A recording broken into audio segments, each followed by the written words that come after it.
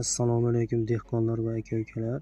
Bugun sizlarga pomidor ko'chat qilib ekdingiz. Endi undan yaxshi, yuqori hosil olish yo'llarini, sirlarini bir aytib o'tchakman.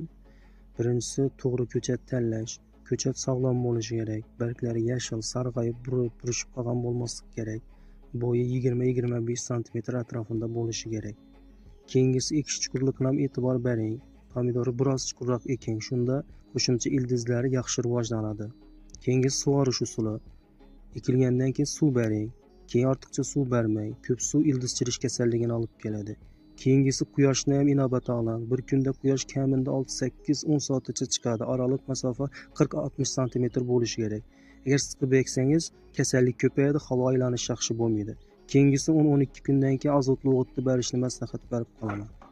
Shular amal qilsangiz, hosildorligimiz yuqori bo'ladi. Kanalimizga obuna bo'lib qo'yishni unutmang.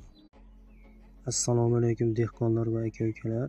Bugun sizlarga pomidor ko'chat qilib ekdingiz. Endi undan yaxshi, yuqori hosil olish yo'llarini, sirlarini bir aytib o'tchakman.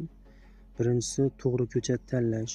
Ko'chat sog'lom bo'lishi kerak. Barglari yashil, sarg'ayib, burishib qolgan bo'lmasligi kerak. Bo'yi 20-25 sm atrofida bo'lishi kerak. Keyingisi, ekish chuqurligiga ham e'tibor bering. Pomidorni biroz chuqurroq eking, shunda qo'shimcha ildizlari yaxshi rivojlanadi. Keyingi sug'orish usuli. Ekilgandan keyin suv bering. Keyin ortiqcha suv bermang. Ko'p suv ildiz chirish kasalligini olib keladi.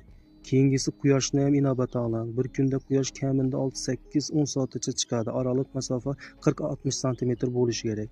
Agar siqib eksangiz, kasallik ko'payadi, havo aylanishi yaxshi bo'lmaydi. Keyingisi, 10-12 kundan keyin azotli o'g'itni berishni maslahat berib qolaman. Shular amal qilsangiz, hosildorligimiz yuqori bo'ladi. Kanalimizga obuna bo'lib qo'yishni unutmang.